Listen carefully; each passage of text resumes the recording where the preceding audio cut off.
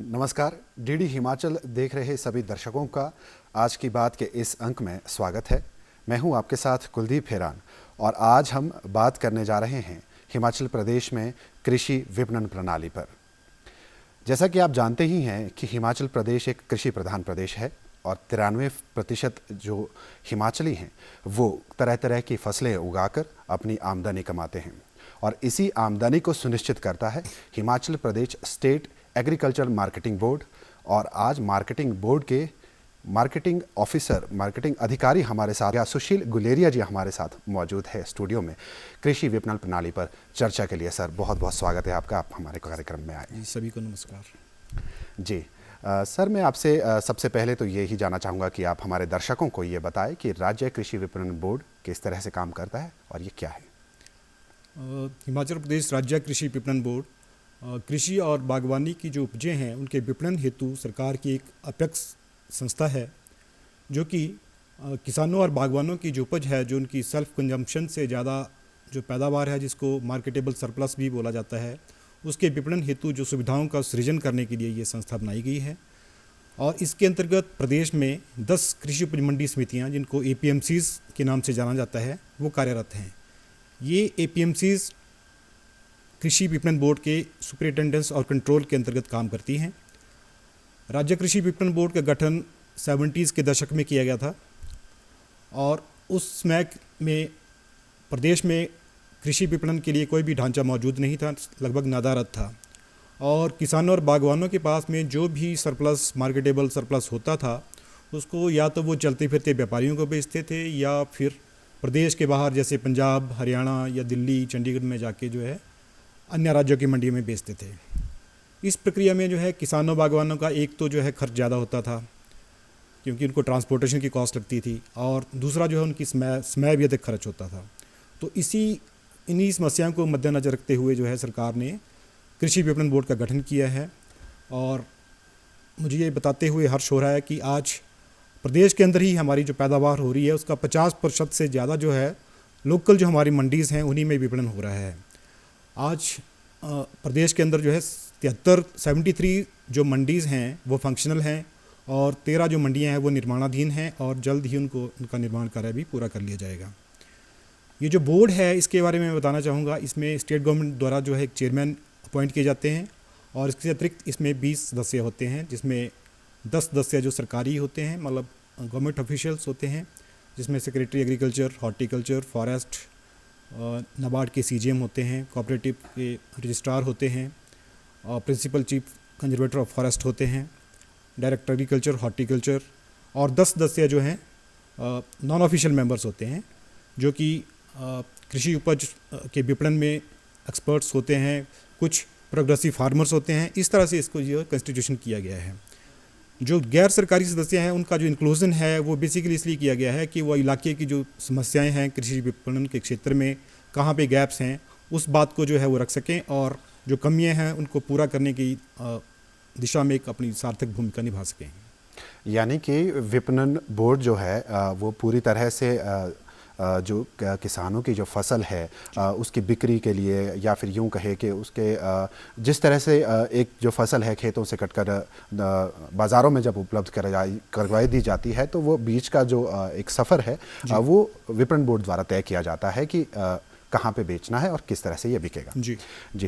तो जैसा कि आप जानते ही हैं हिमाचल प्रदेश में बहुत सारा फल उत्पादन होता है और दूसरी फसलें भी है। तो विपणन बोर्ड के तहत जो है किन किन फसलों का जो है आंकलन किया जाता है, किन किन फसलों पे काम कर रहे हैं। ये बात तो सब जानते हैं कि हिमाचल जो हमारा है वो सेब के लिए विख्यात है और यहाँ का सेब जो है देश के कोने कोने में, देश विदेशों में भी जाता है यहाँ। और हमारी जो सबसे नंबर 1 जो पैदावार है वो सेब की है और ये लगभग 5,000 करोड़ रुपए की इंडस्ट्री है सेब हमारा, और GDP में भी इसका कंट्रीब्यूशन अराउंड 5% है जी। तो बहुत सारे, मैं कहूँगा लाखों परिवार सेब की पैदावार से जुड़े हैं। और नंबर 1 एक जो हमारी मंडियों में ट्रेड होने वाली जो उपज है वो सेब है। इसके अलावा स्टोन फ्रूट्स हैं, प्लम, चेरी, पियर इत्यादि और फ्रूट्स हैं, जापानी फल हो गया। सब्जियों की बात करें तो मटर, टमाटर, बीन, गोभी और कुछ एक्जॉटिक वेजिटेबल्स हैं जैसे ब्रोकली, सैलरी, इस तरह की फसलें हैं जो कि पैदा की जाती हैं और प्रदेश की मंडियों में इनका विपणन किया जाता है। यानी कि जो तमाम मंडियां हैं वो बिल्कुल आप एग्रीकल्चर मार्केटिंग बोर्ड से ही वो कनेक्टेड रहती हैं और उन पर कंट्रोल जो है मार्केटिंग बोर्ड का ही रहेगा। ये हमारी जो 10 कमेटियां जिनकी मैंने बात करी, वो 10 कमेटियां जो है मंडियों का संचालन और उनका एडमिनिस्ट्रेशन जिसकी बात करेंगे वो करती हैं। और ये कमेटीज़ जो हैं सुपरिटेंडेंस और कंट्रोल उन पे जो है राज्य कृषि विपणन बोर्ड का रहता है। और निचले जो हमारे ज़िले हैं जैसे कांगड़ा, सिरमौर, सोलन, इनमें जो है धान और गेहूँ इत्यादि फसलें जो हैं वो सरप्लस लोगों के पास में, किसानों के पास में रहती हैं। तो राज्य कृषि विपणन बोर्ड द्वारा अनाज मंडियों का भी निर्माण किया गया है और वर्तमान में भी 10 अनाज मंडियों में जो है गेहूं की खरीद की जा रही है और अभी तक लगभग 20,000 क्विंटल के करीब जो है गेहूं की खरीद सरकारी एजेंसियों के द्वारा जो है न्यूनतम समर्थन मूल्य पे की जा चुकी है जी। और सरकारी एजेंसियों की मैं बात करूं तो इसमें भारतीय खाद्य निगम और हमारी स्टेट गवर्नमेंट की जो एजेंसी सिविल सप्लाई कॉरपोरेशन है वो ये परचेज कर रही हैं। जी। गुलेरिया जी, आपने कहा कि प्रदेश की मुख्य नकदी फसल सेब है, आपने ये माना। तो चलिए अगर सेब के बारे में हम बात करते हैं, सेब के विपणन की अगर हम बात करते हैं तो आज के दौर में ये काफ़ी गर्मा गर्म टॉपिक है ये बातचीत का, क्योंकि जो सेब की जो पैकेजिंग है उसकी एक अहम भूमिका है सेब के विपणन में। तो ये किस तरह से पूरे प्रदेश में चल रही है और ये एक तरह से ही क्यों नहीं चल रही है? जी, ये मैं कहूँगा कि सेब जैसे हमारे शिमला, कुल्लू, पार्ट ऑफ चंबा और कुछ मंडी के क्षेत्रों में ही 3-4 जिलों में ही हमारे सेब होता है और सबसे ज़्यादा सेब तो शिमला में ही होता है जी।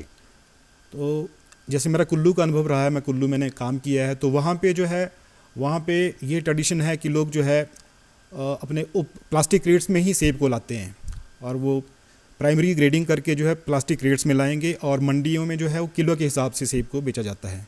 उसके बाद जो व्यापारी या जिसको लदानी बोला जाता है वो उसको दोबारा रीपैक करेगा।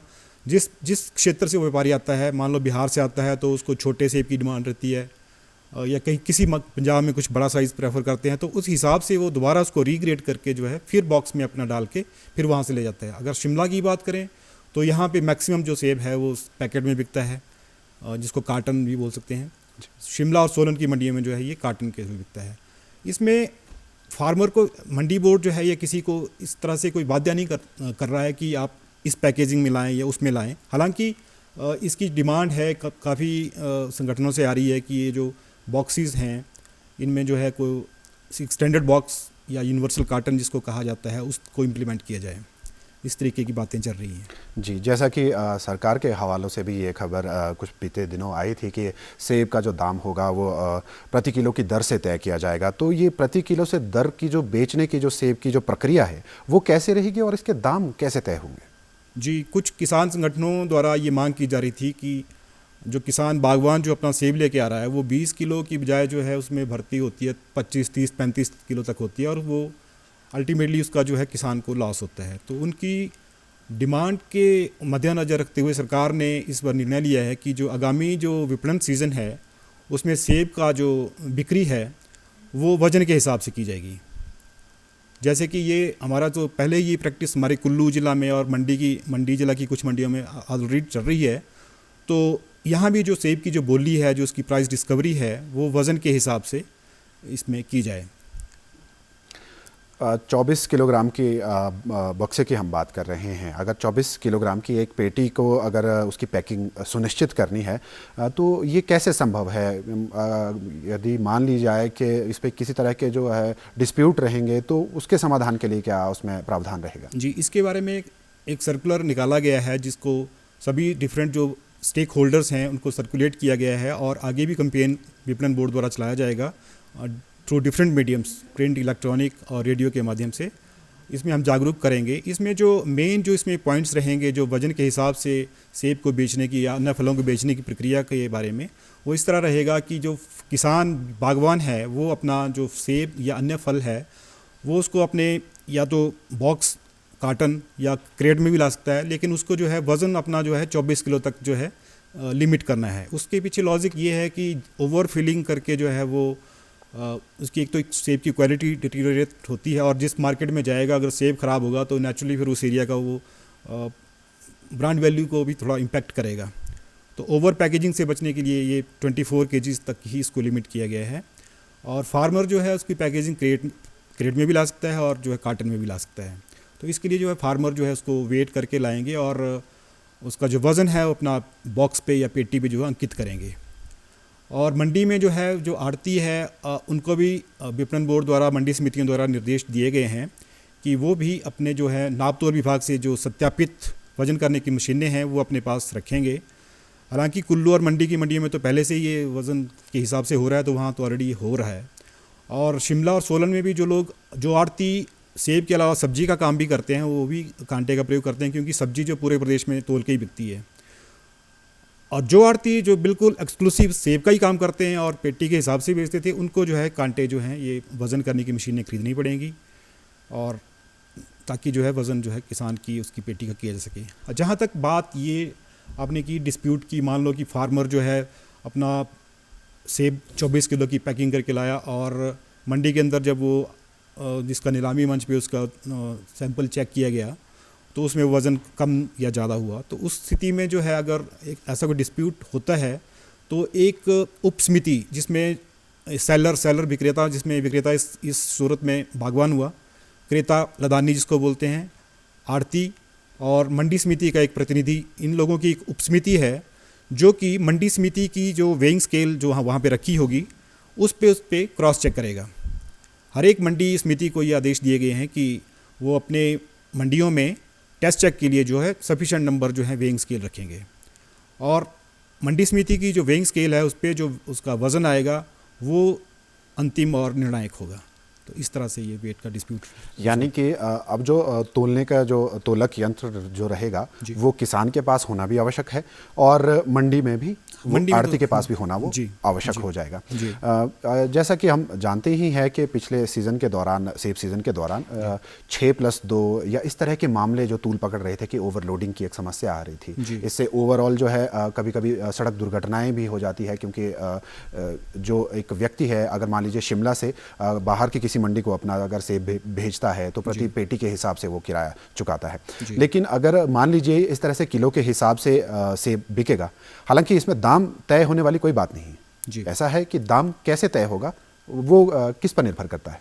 दाम तो ये तो डिमांड और सप्लाई का ही एक खेल है, और पैकेजिंग और दाम तो एक दो अलग अलग चीज़ें होगी। दाम तो फसल की पैदावार है और दूसरी स्टेट्स में कैसा हो रहा है। जैसे आपको पता ही है, जब कश्मीर का सेब चलता है तो थोड़ा सा उस टाइम मार्केट में ज़्यादा अराइवल हो जाती है, तो थोड़ा प्राइसेस जो हैं थोड़ा कम हो जाते हैं जी।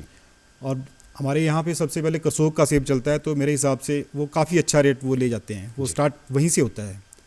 तो जैसे जैसे सीज़न जोर पकड़ता है और अराइवल मार्केट्स में बढ़ जाती है तो रेट्स जो है स्लैश होते हैं, और बेसिकली तो ये डिमांड सप्लाई की जो फोर्सेस हैं वही इस चीज़ को डिटरमिनेट करती हैं जी। ये अभी तक हम जिस टॉपिक पर बने रहते हैं वो था पैकेजिंग का हमारा टॉपिक। देखिए, हमने वो एक दौर देखा गुलेरिया जी जब लकड़ियों की पेटियां बना करके सेब को मार्केट तक भेजा जाता था बाहरी राज्यों की ओर। फिर एक दौर आया जब गत्ते की पेटी यानी कि कार्टन का इस्तेमाल किया जा रहा है, जिसमें ट्रे इत्यादि का इस्तेमाल होता है। लेकिन बचपन से ही मैं भी सुनता आया हूँ कि यूनिवर्सल कार्टन लागू होगा। ये यूनिवर्सल कार्टन आखिर है क्या, और इसे लागू करने में क्या समस्याएं आ रही हैं? यूनिवर्सल कार्टन जो है एक स्टैंडर्डाइज्ड पैकिंग है, जिसमें सेब का जो है एक फिक्स्ड बोलें तो निर्धारित उसमें जो है क्वांटिटी आएगी। तो इसमें जो है कई इसमें डिमांड्स आ रही हैं इसको, लेकिन अभी तक जो है गवर्नमेंट ने इसको जो है फाइनल अभी इस पर डिसीजन हुआ नहीं है, क्योंकि बाज़ार में अभी दूसरे भी बॉक्सेस अवेलेबल हैं। इसको जो है गवर्नमेंट ने अभी इस पर फाइनल कॉल नहीं ली है। उसमें अगर ये लागू होता है तो उससे तो नेचुरली फिर जो है ये तोलने वाली जो है चीज़ है वो भी ख़त्म हो जाएगी। कि यूनिवर्सल कार्टन है, उसमें फिक्स्ड क्वांटिटी अब सेब की आ रही है, तो ठीक है, हाफ बॉक्स है या फुल बॉक्स है तो 20 केजी या 10 केजी जो है ये रहेगा। लेकिन अभी तक जो है इस चीज़ को जो है गवर्नमेंट ने नहीं किया है। ठीक है। इसके अलावा अगर हम बात करें कोल्ड स्टोरेज की, तो प्रदेश में कोल्ड स्टोरेज की कितनी सुविधाएं मौजूद है और इस क्षेत्र में क्या और अधिक संभावनाएं तलाशने की आवश्यकता है? कोल्ड स्टोरेज या सीए स्टोरेज की, जिसकी अब जो मॉडर्न जो चीज़ है वो तो उसकी तो ज़रूरत है, क्योंकि गलत के टाइम में जो है मतलब ज़्यादा जब मार्केट में अराइवल ज़्यादा हो जाती है तो उस टाइम अगर किसी को अपनी चीज़ जो है या प्रोड्यूस होल्ड करना है तो अगर स्टोरेज की उसके पास सुविधा है तो वो नेचुरली उसके लिए अच्छी बात है। देखिए, स्टोरेज के क्षेत्र में अभी तक विपणन बोर्ड जो है, क्योंकि हमारे पास में ढांचा मंडियों का काम था, तो हमारा जो मैंडेट या बोलेंगे जो हमारा या जो झुकाव था ज़्यादातर मंडी निर्माण के ऊपर था, और वो काफ़ी हद तक हम उसको जो है कर चुके हैं, और कहीं अगर गैप हैं तो उसको भी किया जाएगा। कोल्ड स्टोरेज की अगर बात की जाए तो अभी रिसेंटली जो है राज्य कृषि विपणन बोर्ड और कृषि उपज मंडी समिति शिमला और किन्नौर द्वारा जो है एक लेटेस्ट हमने एक वेंचर किया है, जिसमें हम एक इंटीग्रेटेड कोल्ड चेन बना रहे हैं, जिसमें पराला जो आपने सब्जी मंडी है अपनी, उसके अंदर जो है एक सीए स्टोर है जो 5600 मीट्रिक टन क्षमता का है, और ये हिमाचल में सार्वजनिक क्षेत्र में जो है सबसे अधिक कैपेसिटी का स्टोर ये बन रहा है।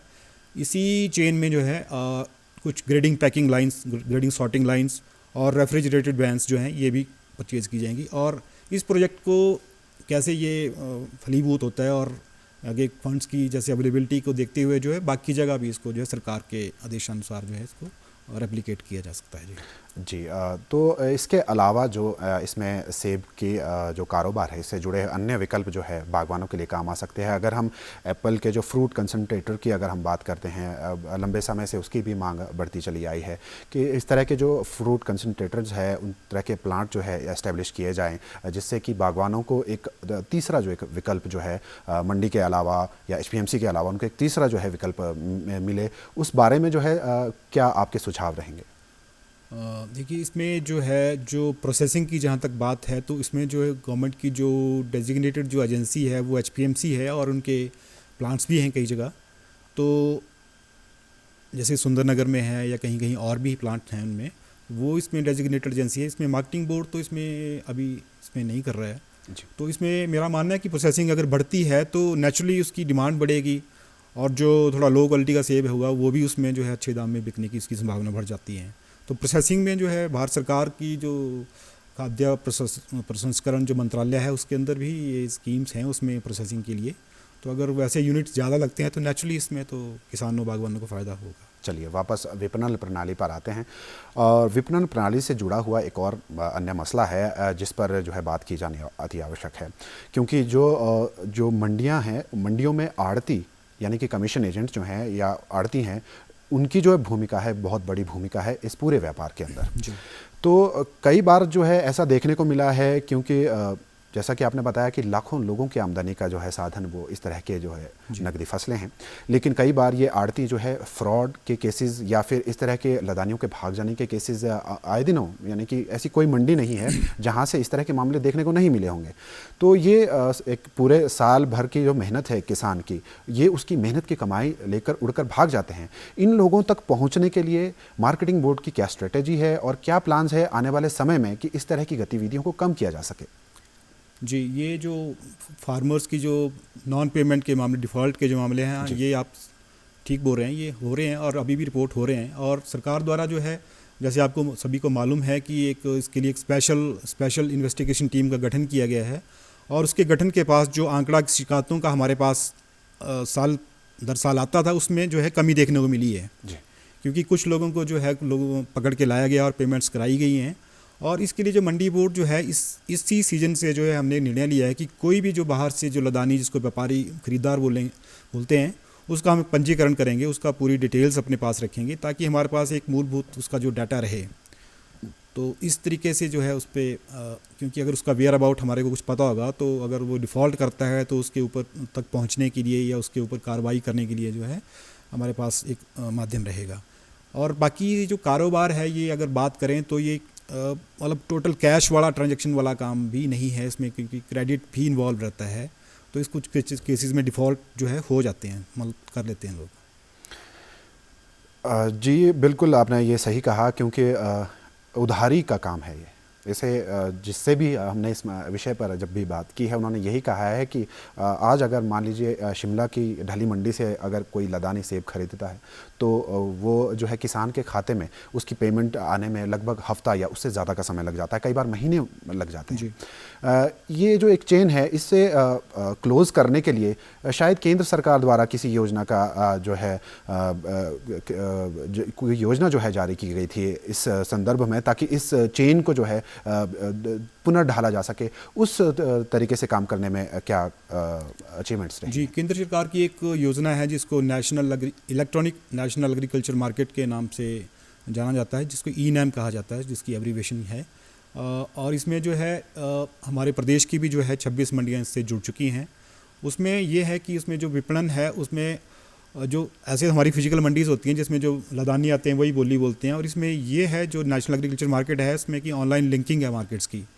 तो इसमें जो सेब मान लो ढली मंडी में या किसी और सेब की मंडी में हमारी में जो है उसकी जो बोली या बिड जो है दूसरी जगह से भी लोग लगा सकते हैं। इसका मेन तो जो उद्देश्य है कि इसके जो बायर्स जो उस चीज़ के लिए बिड करेंगे उनका नंबर जो है काउंट जो उनका बड़ा करना है, क्योंकि जितने ज़्यादा बायर्स रहेंगे उतना ही ज़्यादा स्कोप उसके रेट्स के बढ़ने का है।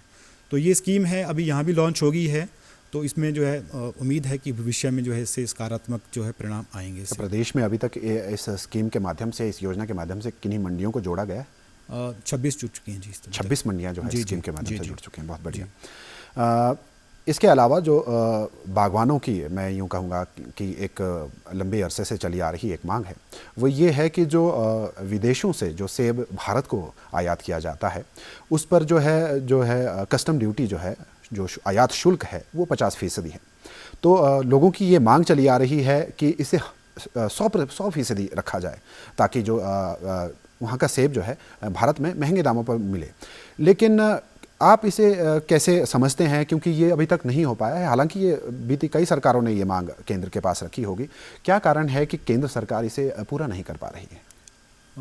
जी, इस विषय में जो है, क्योंकि ये मामला भारत सरकार के अधीन है जी, इम्पोर्ट ड्यूटी की जो बात कर रहे हैं, ये बात सच है कि बाहर से भी सेब आ रहा है, और कई देशों में जो है पैदावार जो है, हमारे जो प्रोडक्टिविटी की अगर बात करें, जो पर हेक्टेयर जो प्रोडक्टिविटी है हमारे से वो मल्टीपल टाइम्स है, क्योंकि वहाँ पे मैकेनाइजेशन का जो स्तर है वो हमसे कहीं ज़्यादा है, एडवांस है।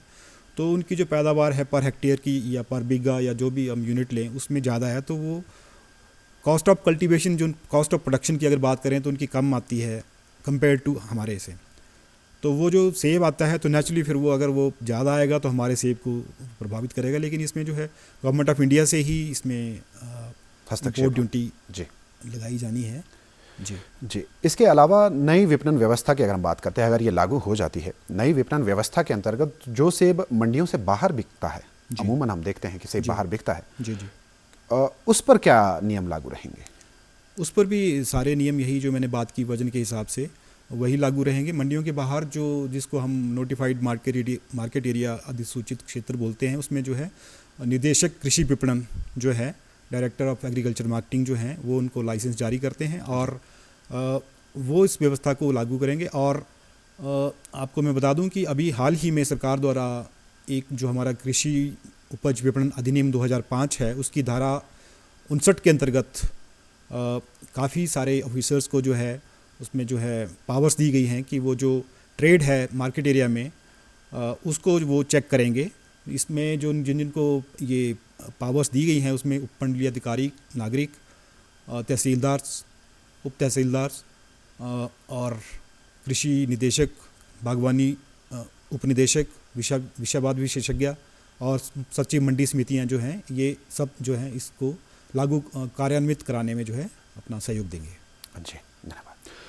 तो दर्शकों, आज की बात में हमने जाना राज्य में कृषि विपणन प्रणाली की व्यवस्था के बारे में, और सेब बागवानों को किस तरह के जो है समस्या और उनके क्या समाधान प्रावधान किए जाते हैं उसके बारे में। और इस महत्वपूर्ण जानकारी और इस संपूर्ण विषय पर हमारे साथ बात करने के लिए आप सुशील गुलेरिया जी हमारे स्टूडियो में आए, उसके लिए आपका बहुत बहुत धन्यवाद। सभी दर्शकों को मेरा नमस्कार।